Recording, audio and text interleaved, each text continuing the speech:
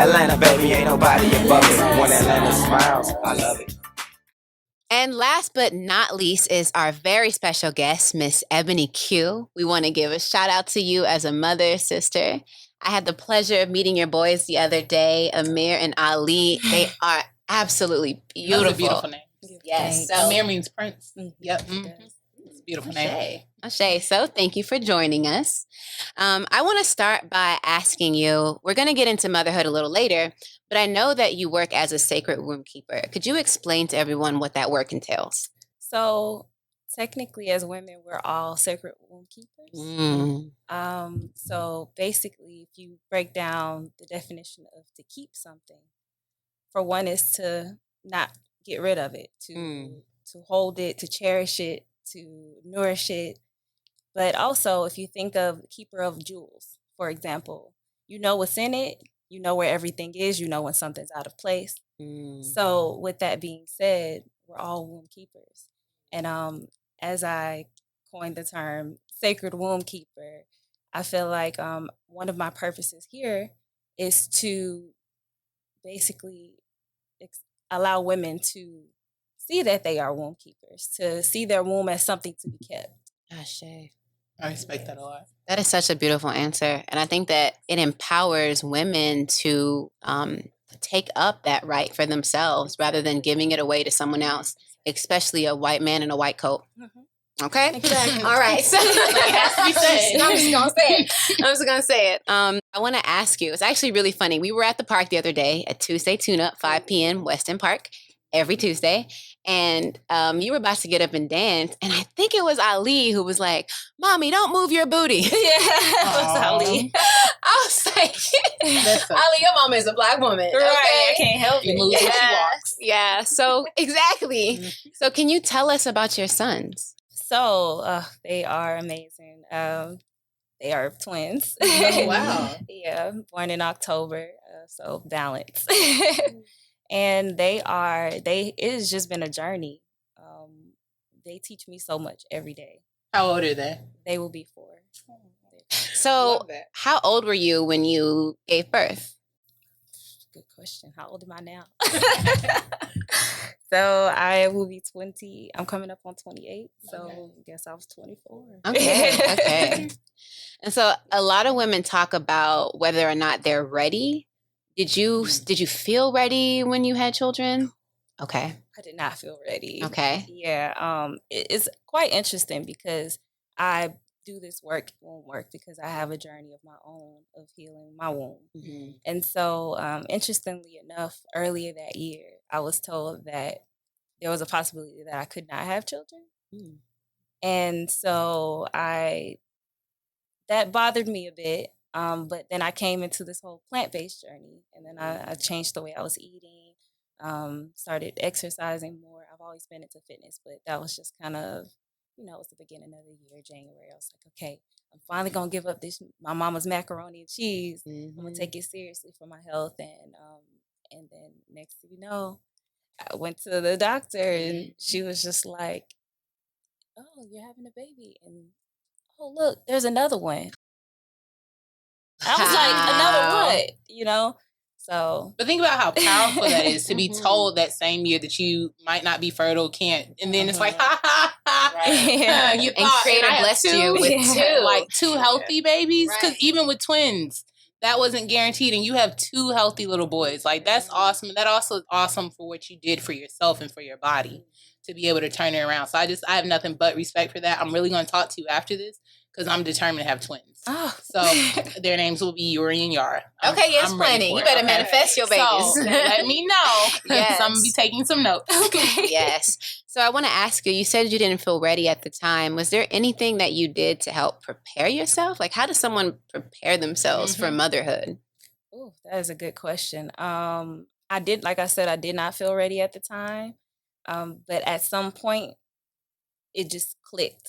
Like, it just clicked in because I was actually afraid that maybe I wouldn't be a good mother. I never saw myself as actually at the time, I didn't see myself as being very nurturing. So I didn't know. I was like, and there's two. And you are so nurturing with those boys. Like seeing y'all together, you're so nurturing with them. Yeah, so now knowing that about myself, and through the process, I've learned that about myself, and it's just been like an innate thing. It's come very natural for me. But at the time, I felt like I don't know how to do this. And then all of a sudden, you start changing what you eat. You start paying attention to what you eat simply because you know they need these nutrients. Just everything shifts. Your body becomes this oven. It becomes this.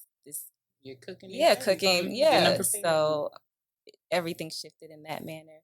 But if I could do it all over again, or not even do it all over again, but for my next daughter, because I'm manifesting that. Yes, daughter. Come on. We got twins. We got a daughter. Bring them on. Yes.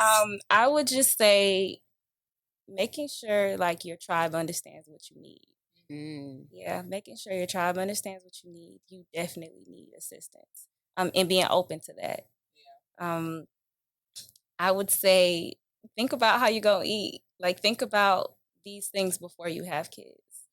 Even if you can meal prep, have someone meal prep for you. Just really prepare yourself in that way. It's not so much as to preparing to have a baby, but I think the hardest thing was after, after having once the baby's baby. here. Yeah, and they need, and they're alive, and they constantly need. Yeah. So what made that most difficult? I mean, I know obviously now you got two babies, but like, was there anything in particular for you that you had difficulty with? Support in general, just having a community who's willing to like, what is it that you need? Yeah. And also I would say not losing yourself in the process, like understanding like, I have to shower today. Yeah. Can someone please help me so that I can shower today? Just simple things like that. I do have to eat today, especially, I mean, in general, but breastfeeding, you know? So those things, making sure you're hydrating. So you have to make sure you're okay too as a mother. And I could say on my journey, I definitely forgot about myself.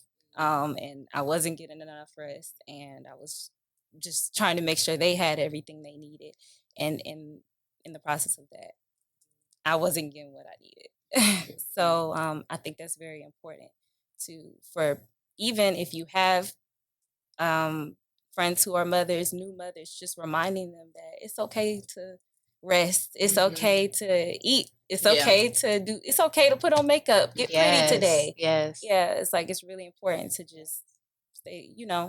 Keep a good relationship with yourself. But you've touched on two really pivotal, I think, points that you've mentioned today. Because earlier you said you didn't know if you were ready to be a good mother, and that stood out to me. Were the words "good mother," and then the part that you just said where we forget about ourselves. I think those two go hand in hand, is because people assume that to be a good mother, your whole world is now your children, and you no longer become the center of your world. And I think that that's a shift that a lot of us need to change. Yes. Because your kids, you were here before your kids came. When your kids become independent, you will still be here. And what are you going to do when you no longer have that thing that you've now made the most important thing in your life when they become free? And now you're an empty nester, but you're also empty because your entire life was your child. Exactly. So I'm really glad that you brought that up, because that's one thing. Like for me, I'm not a mom, but I'm a stepmom. And I think for me, it's always trying to be like, well, what does a good stepmom look like? How involved should I be? What should I be doing? And like always trying to make, her feel important, because I don't want you to be like, ooh, she's an evil stepmom. So then I try to throw my whole life into you. So I'm so glad that you brought that up, because I think so many women need to hear that. Like the word good is up to you, and what makes it, as long as your child feels safe, feels loved, and has a roof and food, you're a good mom. Everything else is just how you choose to parent. Exactly. And I think that's what a lot of people need to understand. Exactly. And then there's this quote that I see circulating, and I always refer back to it. Your children don't need a good mom. They need a happy one. Amen. And it is true. That is so real. That is so real. Because that's and it's what not just remember. Right, that's what they remember. It's a happy mom and dad. For they need a happy home, right? And so when you choose yourself first, you create a happy home, and your children grow up in that happy home. Exactly. And happy doesn't mean perfect. Exactly. But there's peace in the home, and that's really important. Thank you so much for sharing that. Thank you too, Asia. Yes, I wanted to ask you, I love the dynamic of motherhood that we have, the varieties. Can you share you shared a little bit about it, being a stepmom, but what has that been like for you? I think stepmothers, and this is truly just my perspective. I think stepmoms get a bad rep